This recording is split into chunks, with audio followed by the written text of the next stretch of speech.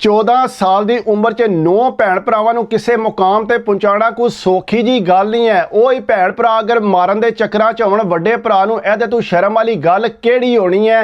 ਜਵਾਨ ਇਹ 14 ਸਾਲ ਦਾ ਸੀ ਤੇ ਵਾਲਦ ਸਾਹਿਬ ਫੌਤ ਹੋ ਗਏ ਸੀ। ਵੱਡਾ ਭਰਾ ਜਿਹੜਾ ਉਹ ਮਾਜ਼ੂਰ ਆਇਆ ਤੇ ਭੈਣ ਵੱਡੀ ਨੂੰ ਕਮਣੀ ਦੀ ਬਿਮਾਰੀ ਸੀ। ਕੱਲੀ ਵਾਲਦਾ ਹੀ ਐਸੀ ਜਿਹੜੇ ਘਰ ਸੰਭਾਲਿਆ ਸੀ। ਆਪਣਾ ਨਵਾਂ ਮਕਾਨ ਵੇਚ ਕੇ ਤੇ ਕਿਰਾਏ ਦੇ ਮਕਾਨ 'ਚ ਸਾਰੇ ਭੈਣ ਭਰਾ ਸ਼ਿਫਟ ਹੋ ਗਏ ਸੀ। ਘਰ ਦੇ ਹਾਲਾਤ ਜਿਹੜੇ ਨੇ ਬਹੁਤ ਜ਼ਿਆਦਾ ਟੈਟ ਹੋ ਗਏ ਸੀ। ਵਾਲਦਾ ਜਿਹੜਾ पूरा नहीं सी कर सकते। वो आंदे सी मेरा दिल है कि मेरे सारे बच्चे पढ़न। कहना मैं बहुत ज़्यादा लायक आया लेकिन वालदा नूं आख्या कि मैं नहीं पढ़ना, मेरा पढ़ाई च दिल नहीं लगता। उन्हें आख्या हाला पुत्र नहीं लगता तो कोई काम काज कर लै। उन्होंने पता सी कि मैं उन्हों दा सहारा बनना चाहना। कहता जूं फिर मैं काम ढूंढण वास्ते निकलिया तो मैनू किसी पासे काम को ना लभा। कोई ऐसी दुकान नहीं जिथों जाके मैं काम नहीं पूछया। कोई चाह ला खोखा उत्थों जाके पूछया, किसी ने मैनू काम नहीं दिता। कहता मैं अड्डे ते गया तो जूं ही अड्डे ते जा के देखिया तो एक बंदा जिहड़ा बसां 'च रेवड़ियां पिया वेचदा सी। उन्हें हत्थ 'च कुंडा जिहा फड़िया सी ते जाके रेवड़ियां वेचण लग्या। कोई दालां शालां नाल लाईयां सी। कहंदा मैं उहदे कोल टुर गया कि भाई मैं भी यह काम करना। उन्हें आख्या तू क्यों करना काम, तू पढ़ाई कर। जवान मुंडे ने आख्या नहीं मैं यह ही काम करना। उन्हें आख्या तो पैसे शैसे है नहीं मेरे को तो पैसे कोई नहीं है, तुसीं मैनूं दसो तुसीं काम किस तरह शुरू किया। उन्हें आख्या गल सुन, वो सामने दुकान पे तकने खुश्क मेवे वाली, तू उत्थे लगा जा, उस भाई नाल जाके गल कर, वो तेरी मदद कर देगा। कहता मैं जिसले उत्थे गया तो वड्डे वड्डे उन्हें टोकरे रखे बदाम ते काजू हर शै उहदे कोल पई सी। कहता मैं उन्होंने जाके आख्या कि मैं इस तरह काम करना चाहना, बसां 'च रेवड़ियां बेचना चाहना। उन्हें आख्या बड़ा मुश्किल काम है, एडा सौखा नहीं बंदा वेच। उन्हें आख्या नहीं मैं फिर भी करना। उन्हें आख्या पैसे है नहीं कोल, मेरे कोल ते कोई पैसे नहीं। कहता मैनू आंदा कि दुकान दे अंदर आ जा। कहता उन्हें मैनू नाल अपने बिठा लो। उन्हें आख्या गल सुन पैसे होने ते फिर ही तू काम शुरू। आंदा मैं आख्या थोड़ा धार दे दिओ मैनू, मैं वेच के ते नाल नाल तुहानू मैं पैसे दे देंगा। उन्हें आख्या ठीक है मैं तेनू धार दे देना, नाले तेनू थैलियां भी दे देना, तू बना लै ते जाके वेच के आस्ता आस्ता मैनू पैसे दे दी।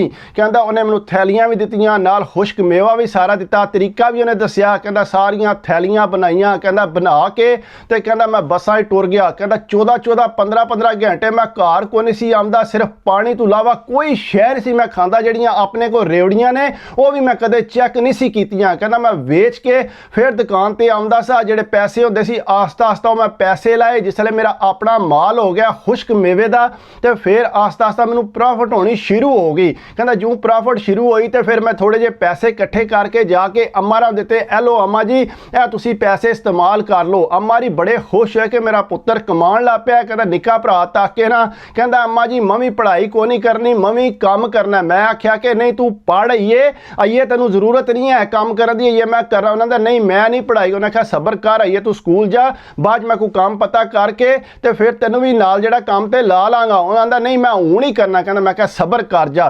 कहना मैं फिर वो भरा नूं ज़हन च रख के ते बसां जिसले रेवड़ियां वेचदा सा। कहता आस्ता आस्ता वेच के ना रेवड़ियां थोड़े थोड़े पैसे मैं इकट्ठे करके वो दुकानदार को जमा करांदा रहा। कहता जूं जूं पैसे मैं इकट्ठे कराए वो आंदा घर भी देना। मैं क्या नहीं आइए नहीं मैं घर देने, आइए तुसी मेरे पैसे जेड़े ने कोर रखो। कहना मैं पैसे उन्होंने को मानत के तौर पर रहाए सी। कहना मैं उत्थे रेवड़ियां पिया वेचदा सा। एक दुकान सी लुगी जी, ਉਹਦੇ ਤੇ लिखिया दुकान किराए के लिए खाली है। उत्थों जाके मैं पूछा कि इस दुकान का किराया कितना है। उन्होंने दसिया कि 1000 रुपया किराया। कहना मैं बड़ा खुश हो गया कि चलो 1000 रुपया तो कुछ भी नहीं। कहता आके फिर उस दुकानदार नाल गल की कि इस तरह मैं अपने निक्के भरा नूं जिहड़ा वो दुकान बना के देना चाहना। उन्हें आख्या तेरे कोल इतने पैसे। उन्हें आख्या नहीं कोई नहीं मसला, जिहड़े तुहाडे कोल जमा है ना मैं उन्हां नाल ही शुरू कर ला। उन्हें आख्या हाला ठीक है तेरी मर्जी। कहता उन्हें फिर उस दुकानदार नाल गल की जाके कि इस तरह जिहड़ा ऐसा दुकान लैनी है। उन्हें कहता दुकान लैके दित्ती, कुछ पैसे उन्हें अपने कोलों पा के मैनू आंदा कि ए मेरे पैसे कोल रख लै ते आस्ता आस्ता तू ला लवीं ते चल सही है तू दुकान बना लै। कहता मैं निक्के भरा नूं आख्या कि मैं जिहड़ा तेरे वास्ते काम दा बंदोबस्त कर लिया, तू बेशक स्कूल ना जा। कहता उन्होंने नाल लिया के दुकान ते सारी गल समझाई ते आपू कहता मैं उस तरह रेवड़ियां दा काम शुरू रखिया। मैं काम नहीं छड्डिया। मैं कहा काम मैं नहीं छड्डना, काम जिहड़ा मेरा जारी रहना चाहिए। कहता अगों उत्थे बिठा के ते शामी जिसले ਉਹਦੇ ਕੋਲ ਆਉਂਦਾ ਸਾਂ ਕਿਰੇ ਜਿਹੜਾ 800 ਸੇਲ ਹੁੰਦੀ 900 ਹੁੰਦੀ। ਕਹਿੰਦਾ ਆਸਤਾ ਆਸਤਾ ਉਹਦੇ ਮਾਲ ਵੀ ਪਾਉਂਦੇ ਰਹੇ, ਕਾਰ ਕੋਈ ਪੈਸਾ ਨਹੀਂ ਦਿੱਤਾ। ਅਮਰਨ ਮੈਂ ਆਖਿਆ 1 ਸਾਲ ਤੁਸੀਂ ਸਬਰ ਕਰ ਜੋ। ਕਹਿੰਦਾ 1 ਸਾਲ ਉਹਨਾਂ ਨੇ ਮੈਂ ਸਬਰ ਕਰਾਇਆ। ਜਿਹੜੇ ਪੈਸੇ ਮੈਂ ਰੇਵੜੀਆਂ 'ਚੋਂ ਕਮਾਏ ਨੇ ਜਾਂ ਉਸ ਦੁਕਾਨ 'ਚੋਂ ਪ੍ਰੋਫਿਟ ਹੋਈ ਹੈ, ਕਹਿੰਦਾ ਉਹ ਸਾਰਾ ਪੈਸਾ ਮੈਂ ਦੁਕਾਨ 'ਚ ਲਾਇਆ ਤੇ ਦੁਕਾਨ ਬੜੀ ਸੋਹਣੀ ਜਿਹੜੀ ਹੈ ਨਾ ਕਹਿੰਦਾ ਉਹ ਤਿਆਰ ਹੋ ਗਈ। ਜਿਸਲੇ ਦੁਕਾਨ ਤਿਆਰ ਹੋ ਗਈ ਕਹਿੰਦਾ ਪਤਾ ਲੱਗਦਾ ਸੀ ਕਿ ਕਿਸੇ ਦੀ ਦੁਕਾਨ ਹੈ। ਕਹਿੰਦਾ ਨਾਲ ਜਿਹੜਾ ਉਹਦੇ ਇੱਕ ਵੱਡੀ ਬਿਲਡਿੰਗ ਬਣ ਗਈ, ਉੱਥੇ ਜੁੱਤੀਆਂ ਦੀ ਕੱਪੜਿਆਂ ਦੀ ਸਾਰੀ ਦੁਕਾਨਾਂ ਪੈ ਗਈਆਂ, ਕਹਿੰਦਾ ਉਹਦੇ ਨਾਲ ਪਰਾਂ ਦੁਕਾਨਾਂ ਬਣ ਗਈਆਂ, ਕਹਿੰਦਾ ਉਹ ਜਿਹੜਾ ਚੰਗਾ ਭਲਾ ਕਾਰੋਬਾਰ ਉੱਥੇ ਚੱਲ ਪਿਆ ਤੇ ਮੇਰੀ ਦੁਕਾਨ ਜਿਹੜੀ ਆ ਬੜੀ ਸੋਹਣੀ ਚੱਲ ਪਈ। ਕਹਿੰਦਾ ਅੱਗੋਂ ਉਸ ਤੋਂ ਨਿੱਕਾ ਭਰਾ ਜਿਹੜਾ ਨਾ ਉਹਨੂੰ ਮੈਂ ਆਖਿਆ ਚਲੋ ਬਿਠਾਨੇ ਆ ਤੇ ਉਹਨੂੰ ਮੈਂ ਆਖਿਆ ਚੱਲ ਤੂੰ ਜਿਹੜਾ ਮੇਰੇ ਨਾਲ ਇਹ ਰੇਵੜੀਆਂ ਵੇਚ। ਉਹਨੇ ਆਖਿਆ ਮੈਂ ਰੇਵੜੀਆਂ ਨਹੀਂ ਵੇਚਣੀਆਂ, ਮੈਂ ਇਸ ਦੁਕਾਨ ਤੇ ਬਵਾਂਗਾ, ਤੁਸੀਂ ਨਿੱਕੇ ਨੂੰ ਰੇਵੜੀਆਂ ਤੇ ਲਾਓ। ਕਹਿੰਦਾ ਮੈਂ ਕਿਹਾ ਨਿੱਕਾ ਬਹੁਤ ਐਵੇਂ ਬੱਸਾਂ 'ਚ ਕਿੱਥੇ ਖੱਜਲ ਹੋਵੇਗਾ, ਲੇਕਿਨ ਉਹਨੇ ਕਹਿੰਦਾ ਮੇਰੀ ਗੱਲ ਨਾ ਮੰਨੀ। ਮੈਂ ਕਿਹਾ ਚੱਲ ਸਹੀ ਹੈ, ਤੂੰ ਸਬਰ ਕਰ ਜਾ, ਤੇਰੇ ਵਾਸਤੇ ਵੀ ਕੁਝ ਸੋਚ ਲੈਂਦੇ ਆ। ਕਹਿੰਦਾ ਮੈਂ ਫਿਰ ਉਸ ਮੇਵੇ ਵਾਲੇ ਨਾਲ ਗੱਲ ਕੀਤੀ, ਉਹਦੇ ਨਾਲ ਮੇਰੇ ਤਲੋਕਾਤ ਠੀਕ ਸੀ। ਉਹਨੇ ਆਖਿਆ ਤੂੰ ਇੰਝ ਕਰ, ਇਹਨੂੰ ਮੇਰੇ ਕੋਲ ਛੱਡ ਦੇ, ਇੱਥੇ ਮੇਰੀ ਤਬੀਅਤ ਸੈੱਟ ਨਹੀਂ ਰਹਿੰਦੀ ਹੈ ਵੀ, ਤੇ ਚਲੋ ਆਸਤਾ ਆਸਤਾ ਇਹ ਕੰਮ ਇੱਥੇ ਕਰੇਗਾ ਤੇ ਮੈਨੂੰ ਪੈਸੇ ਦਿੰਦਾ ਰਵਾਂਗਾ। ਕਹਿੰਦਾ ਮੈਂ ਕਿਹਾ ਠੀਕ ਹੈ। ਕਹਿੰਦਾ ਨਿੱਕੇ ਭਰਾ ਨੂੰ ਮੈਂ ਉੱਥੇ ਬਿਠਾ ਦਿੱਤਾ। ਕਹਿੰਦਾ ਉੱਥੇ ਬਹਿ ਗਿਆ, ਉਹਦੀ ਦੁਕਾਨ ਬਣ ਗਈ, ਮੈਂ ਅਈਏ ਵੀ ਰੇਵੜੀਆਂ ਪਿਆ ਵੇਚਣਾ। ਕਹਿੰਦਾ ਰੇਵੜੀਆਂ ਮੈਂ ਵੇਚਦਾ ਰਿਹਾ। ਉਸ ਤੋਂ ਬਾਅਦ ਕਹਿੰਦਾ ਜਿਸ ਵੇਲੇ ਆਸਤਾ ਆਸਤਾ ਫਿਰ ਉਹ ਭਰਾ ਵੀ ਮੇਵੇ ਦੇ ਕੰਮ ਤੇ ਪੈਸੇ ਕਮਾਉਣ ਲੱਗ ਪਿਆ। ਅੰਮਾਰਾਂ ਨੂੰ ਅਸਾਂ ਆਖਿਆ ਕਿ ਤੁਸੀਂ ਹੁਣ ਸਫਾਈ ਸ਼ਾਈ ਦਾ ਕੰਮ ਛੱਡ ਦਿਓ, ਤੁਸੀਂ ਜਿਹੜਾ ਸਫਾਈ ਕੰਮ ਨਹੀਂ ਕਰਨਾ। ਕਹਿੰਦਾ ਉਹਨੂੰ ਘਰ ਬਿਠਾ ਦਿੱਤਾ, ਭੈਣਾਂ ਪੜ੍ਹਦੀਆਂ ਸੀ ਪਈਆਂ, ਕਹਿੰਦਾ ਉਹਨਾਂ ਨੂੰ ਪੜ੍ਹਾਇਆ, ਅੰਮਾਰਾਂ ਨੂੰ ਘਰ ਲਿਆ ਕੇ ਪੈਸੇ ਦਿੰਦੇ ਸਾਂ। ਕਹਿੰਦਾ ਜਿਹੜਾ ਮੇਰੇ ਤੋਂ ਨਿੱਕਾ ਜਿਹਨੂੰ ਦੁਕਾਨ ਬਣਾ ਕੇ ਦਿੱਤੀ ਸੀ ਉਹ ਕਹਿੰਦਾ ਮੈਂ ਵਿਆਹ ਕਰਨਾ ਹੈ, ਕਹਿੰਦਾ ਉਹਦਾ ਵਿਆਹ ਕਰਾ ਦਿੱਤਾ।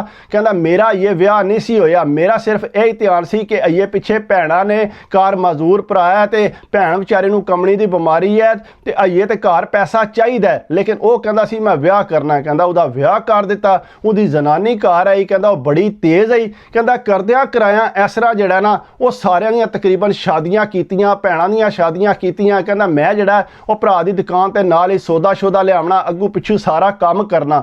ਕਹਿੰਦਾ ਜਿਹੜਾ ਦੂਸਰਾ ਮੇਵੇ ਵਾਲਾ ਕਹਿੰਦਾ ਉਹ ਆਪੂ ਬਿਮਾਰ ਰਹਿਣ ਲੱਗ ਪਿਆ ਤੇ ਉਹ ਭਰਾ ਨੂੰ ਉਹਨੇ ਦੁਕਾਨ ਦੇਤੀ। ਉਹਨੇ ਕਿਹਾ ਤੂੰ ਦੁਕਾਨ ਸੰਭਾਲ ਲੈ। ਕਹਿੰਦਾ ਦੁਕਾਨ ਉਹਨੇ ਸੰਭਾਲ ਲਈ ਤੇ ਆਸਤਾ ਆਸਤਾ ਭਰਾ ਨਿੱਕੇ ਨੇ ਜਿਹੜਾ ਉਹਨੂੰ ਪੈਸੇ ਉਹ ਲਾ ਦਿੱਤੇ। ਕਹਿੰਦਾ ਮੈਂ ਅੱਗੂ ਰਹਿ ਗਿਆ। ਕਹਿੰਦਾ ਮੈਂ ਫਿਰ ਕੋਸ਼ਿਸ਼ ਇਹ ਕੀਤੀ ਕਿ ਅਈਏ ਜਿਹੜਾ ਮੈਂ ਕੰਮ ਜਾਰੀ ਰੱਖਾਂ, ਜਿਹੜਾ ਮੈਂ ਕਰਨਾ ਪਿਆ। ਕਹਿੰਦਾ ਮੈਂ ਰੇਵੜੀਆਂ ਹੀ ਇਹ ਵੇਚਣ ਲੱਗਿਆ ਤੇ ਮੈਂ ਕਿਸੇ ਪਾਸੇ ਨਹੀਂ ਲੱਗਾ। ਕਹਿੰਦਾ ਅੰਮਾ ਜੀ ਕਹਿੰਦਾ ਪੁੱਤਰ ਤੂੰ ਵੀ ਸ਼ਾਦੀ ਕਰ ਲੈ, ਹੁਣ ਤੇਰਾ ਵੀ ਉਮਰ ਹੋਈ ਹੈ। ਕਹਿੰਦਾ ਮੈਂ ਕਿਹਾ ਅੰਮਾ ਇੱਕ ਭੈਣ ਰਹਿ ਗਈ ਹੈ, ਪਹਿਲਾਂ ਇਹਦੀ ਸ਼ਾਦੀ ਕਰ ਲਵੀਏ ਤੇ ਫਿਰ ਚਲੋ ਮੈਂ ਕਰ ਲਾਂਗਾ। ਕਹਿੰਦਾ ਫਿਰ ਜਿਸ ਵੇਲੇ ਉਹਦੀ ਸ਼ਾਦੀ ਕੀਤੀ ਫਿਰ ਅੰਮਾ ਜੀ ਮਗਰ ਲਾ ਕੇ ਉਹਨੇ ਕਿਹਾ ਨਹੀਂ ਪੁੱਤਰ ਤੂੰ ਹੁਣ ਸ਼ਾਦੀ ਕਰ। ਕਹਿੰਦਾ ਮੈਂ ਨਿਕਾਹ ਕੀਤਾ ਸਾਦਾ ਜਿਹਾ ਤੇ ਕਹਿੰਦਾ ਜ਼ਨਾਨੀ ਘਰ ਲੈਂਦੀ। ਕਹਿੰਦਾ ਜਿਸ ਵੇਲੇ ਜ਼ਨਾਨੀ ਘਰ ਲੈਂਦੀ ਉਹਨੇ ਘਰ ਦੇ ਹਾਲਾਤ ਦੇਖੇ, ਉਹਨੇ ਸਾਰੀ ਸਟੋਰੀ ਸੁਣੀ ਕਿ ਇਹ ਹਿਸਾਬ ਕਿਤਾਬ ਹੈ, ਇਹ ਤੇ ਸਾਰਾ ਕੰਮ ਕਰ ਕਰਕੇ ਤੇ ਬਾਕੀ ਪੈਸਾ ਉਹਨਾਂ ਕੋਲ ਹੈ, ਉਹ ਆਪਣੀਆਂ ਜ਼ਨਾਨੀਆਂ ਨੂੰ ਯਾਸ਼ੀ ਕਰਾਉਣ ਲੱਗੇ ਨੇ, ਮੌਜਾਂ ਕਰ ਰਹੇ ਨੇ, ਇਹਨਾਂ ਨੂੰ ਤੇ ਆਪਣੀ ਸਿਹਤ ਦੀ ਵੀ ਫਿਕਰ ਕੋਈ ਨਹੀਂ। ਕਹਿੰਦਾ ਮੈਂ ਕਿਹਾ ਕੋ ਨਾ ਫਿਕਰ ਕਰ, ਅੱਲਾ ਖੈਰ ਕਰੇ। ਉਹਨੇ ਆਖਿਆ ਨਾ ਤੁਸੀਂ ਜੋ ਮਰਜ਼ੀ ਕਰੋ। ਕਹਿੰਦਾ ਉਸ ਜ਼ਨਾਨੀ ਕੋ ਥੋੜਾ ਜਿਹਾ ਜ਼ੇਵਰ ਹੈ ਸੀ।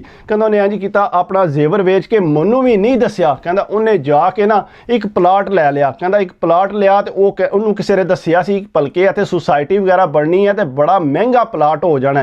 ਕਹਿੰਦਾ ਉਹਨੇ ਪਲਾਟ ਲੈ ਕੇ ਰੱਖਿਆ ਸੀ, ਮੈਨੂੰ ਉਹਨੇ ਨਹੀਂ ਦੱਸਿਆ ਕਿ ਮੇਰੇ ਕੋਲ ਪਲਾਟ ਹੈ ਵੈ। ਕਹਿੰਦਾ ਮੇਰੇ ਭਰਾਵਾਂ ਨੂੰ ਪਤਾ ਲੱਗ ਗਿਆ ਜਿਸ ਵੇਲੇ ਉਸ ਸੁਸਾਇਟੀ ਸ਼ੁਰੂ ਹੋਈ ਹੈ ਕਿ ਇਹ ਪਲਾਟ ਜਿਹੜਾ ਸਾਡਾ ਹੈ। ਕਹਿੰਦਾ ਮੈਂ ਇਸ ਜ਼ਨਾਨੀ ਕੋਲ ਪੁੱਛਿਆ, ਉਹਨੇ ਆਖਿਆ ਬਿਲਕੁਲ ਇਹ ਮੇਰਾ ਹੀ ਪਲਾਟ ਹੈ, ਮੈਂ ਫਲਾਣੇ ਜਿਹੜਾ ਸਾਲ ਉਹ ਲਿਆ ਸੀ, ਤੁਸੀਂ ਤੇ ਮੇਰਾ ਹੱਥ ਨਹੀਂ ਸੀ ਵਟਾਇਆ ਤੇ ਮੈਂ ਆਪਣੇ ਜਿਹੜਾ ਜ਼ੇਵਰ ਵੇਚ ਕੇ ਤੇ ਉਹ ਪਲਾਟ ਲਿਆ। ਕਹਿੰਦਾ ਭਰਾ ਆਂਦੇ ਨੇ ਨਾ ਇਹ ਪੈਸਾ ਜਿਹੜਾ ਤੂੰ ਇੱਥੋਂ ਚੋਰੀ ਕਰਕੇ ਜਿਹੜੀ ਮਿਹਨਤ ਕੀਤੀ ਹੈ, ਤੂੰ ਚੋਰੀ ਪੈਸਾ ਰੱਖਦਾ ਸੀ ਤੇ ਤਾਂ ਤੂੰ ਇਹ ਪਲਾਟ ਲਿਆ, ਇਹ ਤੇ ਕਰੋੜਾਂ ਦਾ ਪਲਾਟ ਹੈ। ਕਹਿੰਦਾ ਮੈਂ ਕਿਹਾ ਬਿਸ਼ੱਕ ਕਰੋੜਾਂ ਦਾ ਪਲਾਟ ਹੈ, ਸਾਡਾ ਸਾਰਿਆਂ ਦਾ ਸਾਂਝਾ ਹੀ ਹੈ। ਜ਼ਨਾਨੀ ਆਂਦੀ ਹੈ ਨਾ ਇਹ ਪਲਾਟ ਸਿਰਫ ਸਾਡਾ ਹੈ, ਤੇਰੇ ਭਰਾਵਾਂ ਦਾ ਨਹੀਂ ਹੈ। ਕਹਿੰਦਾ ਬਹਰਹਾਲ ਉਹ ਫਿਰ ਕਹਿੰਦਾ ਜ਼ਨਾਨੀ ਅੜ ਗਈ। ਮੈਂ ਕਿਹਾ ਠੀਕ ਹੈ, ਫਿਰ ਉਹਦਾ ਜ਼ੇਵਰ ਸੀ ਉਹਨੇ ਵੇਚਿਆ, ਹੁਣ ਅਸੀਂ ਕੀ ਕਰ ਸਕਨੇ ਆ। ਭਰਾ ਕਹਿੰਦਾ ਨਾ ਨਾ ਤੂੰ ਜਿਹੜਾ ਸਾਨੂੰ ਉਹਦੇ ਚੋਂ ਹਿੱਸਾ ਦੇ। ਕਹਿੰਦਾ ਸਾਰੇ ਇਕੱਠੇ ਹੋ ਗਏ, ਜਿਤਨੀ ਮੇਰੀ ਮਿਹਨਤ ਕੀਤੀ ਸਾਰੀ ਤੇ ਪਾਣੀ ਫਿਰ ਗਿਆ, ਕੋਈ ਬੰਦਾ ਵੀ ਜਿਹੜਾ ਉਹ ਗੱਲ ਸੁਣ ਕੇ ਰਾਜ਼ੀ ਨਹੀਂ ਸੀ। ਅੰਮਾ ਵੀ ਆਂਦੇ ਨੇ ਪੁੱਤਰ ਇਹ ਕਰੋੜਾਂ ਦਾ ਪਲਾਟ ਆ, ਕਿਸ ਤਰ੍ਹਾਂ ਤੇਰੀ ਜ਼ਨਾਨੀ ਨੇ ਲੈ ਲਿਆ, ਮੈਂ ਨਹੀਂ ਇਸ ਗੱਲ ਨੂੰ ਮੰਨਦੀ। ਕਹਿੰਦਾ ਮੈਂ ਕਿਹਾ ਅੰਮਾ ਜੀ ਤੁਸੀਂ ਤਾਂ ਯਕੀਨ ਕਰੋ, ਬਚਪਨ ਤੋਂ ਮੈਂ ਮਜ਼ਦੂਰੀ ਕਰਦਾ। ਉਹਨੇ ਕਿਹਾ ਨਾ ਪੁੱਤਰ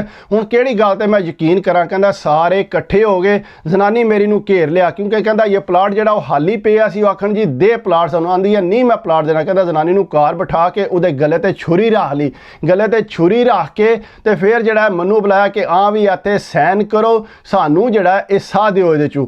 ਕਹਿੰਦਾ ਮੈਂ ਫਿਰ ਜਿਹੜਾ ਨਿੱਕੇ ਭਰਾ ਨੂੰ ਵੀ ਮਾਰਿਆ, ਉਸ ਤੋਂ ਨਿੱਕੇ ਨੂੰ ਮਾਰਿਆ ਕਿ ਤੁਸੀਂ ਬਦਤਮੀਜ਼ ਹੋ ਗਿਆ, ਸਾਰੀ ਜ਼ਿੰਦਗੀ ਮੈਂ ਤੁਹਾਡੇ ਵਾਸਤੇ ਗਾਲ ਦਿੱਤੀ ਹੈ ਤੇ ਤੁਸੀਂ ਜਿਹੜਾ ਹੁਣ ਮੇਰੇ ਨਾਲ ਇਸ ਤਰ੍ਹਾਂ ਪੇ ਕਰਦੇ ਹੋ। ਕਹਿੰਦਾ ਉਹ ਛੁਰੀਆਂ ਲੈ ਕੇ ਮੈਨੂੰ ਪੈ ਗਏ, ਜਿਸ ਵੇਲੇ ਛੁਰੀਆਂ ਲੈ ਕੇ ਇਹਨੂੰ ਪਏ ਨੇ, ਕਹਿੰਦਾ ਢਿੱਡ 'ਚ ਛੁਰੀਆਂ ਲੱਗੀਆਂ ਤੇ ਮੈਂ ਹਸਪਤਾਲ ਪਹੁੰਚ ਗਿਆ। ਕਹਿੰਦਾ ਜਿਸ ਵੇਲੇ ਹਸਪਤਾਲ ਪਹੁੰਚਿਆ ਤੇ ਅੱਲਾ ਨੂੰ ਜਿਹੜਾ ਮੈਂ ਬਚ ਗਿਆ। ਕਹਿੰਦਾ ਕਤਲ ਕਰਨ ਵਾਲੋਂ ਨਾ ਕੋਈ ਕਸਰ ਨਹੀਂ ਸੀ ਛੱਡੀ, ਉਹ ਤੇ ਪੱਕਾ ਇਰਾਦਾ ਰੱਖਦੇ ਸੀ ਮੈਨੂੰ ਕਤਲ ਕਰਨ ਦਾ, ਲੇਕਿਨ ਕਹਿੰਦਾ ਮੈਂ ਹਸਪਤਾਲ ਗਿਆ ਗਿਆ ਤੇ ਕਾਫੀ ਦੇਰ ਦਾਹਰ ਰਿਹਾ, ਮੈਂ ਬਚ ਗਿਆ। ਕਹਿੰਦਾ ਜਿਸਲੇ ਮੈਂ ਬਚਿਆ ਤੇ ਜਨਾਨੀ ਨੇ ਆਖਿਆ ਹੁਣ ਅਸੀਂ ਜਿਹੜਾ ਤੁਹਾਡੇ ਉਸ ਘਰ ਜਿਹੜਾ ਨਹੀਂ ਜਾਣਾ, ਇਸ ਵਾਸਤੇ ਤੁਸੀਂ ਜਿਹੜਾ ਨਾ ਮੇਰੇ ਨਾਲ ਮੇਰੇ ਘਰ ਉੱਥੇ ਪਿੱਛੇ ਚੱਲੋ ਤੇ ਅਸੀਂ ਆਪਣਾ ਪਲਾਟ ਵੇਚ ਕੇ ਤੇ ਕੋਈ ਛੋਟਾ ਮੋਟਾ ਕੰਮ ਸ਼ੁਰੂ ਕਰਾਂ। ਕਹਿੰਦਾ ਮੈਂ ਬੜਾ ਦੁਖੀ ਹੋਇਆ ਕਿ ਸਾਰੀ ਜ਼ਿੰਦਗੀ ਇਹਨਾਂ ਵਾਸਤੇ ਮੈਂ ਕਮਾਇਆ ਸੀ, ਇਹਨਾਂ ਵਾਸਤੇ ਮੈਂ ਪੈਸਾ ਜੋੜਦਾ ਰਿਹਾ, ਕਿਸ ਤਰ੍ਹਾਂ ਇਹਨਾਂ ਨੂੰ ਕਿਸੇ ਮੁਕਾਮ ਤੇ ਪਹੁੰਚਾਇਆ ਸੀ, ਲੇਕਿਨ ਇਹਨਾਂ ਮੇਰੇ ਨਾਲ ਕੀ ਕੀਤਾ? ਇਹਨਾਂ ਮੈਨੂੰ ਇਸ ਤਰ੍ਹਾਂ ਜਿਹੜਾ ਲੱਤ ਮਾਰ ਕੇ ਬਾਹਰ ਕੱਢਿਆ, ਉਤੋਂ ਛੁਰੀਆਂ ਮਾਰ ਦਿੱਤੀਆਂ ਮੈਨੂੰ,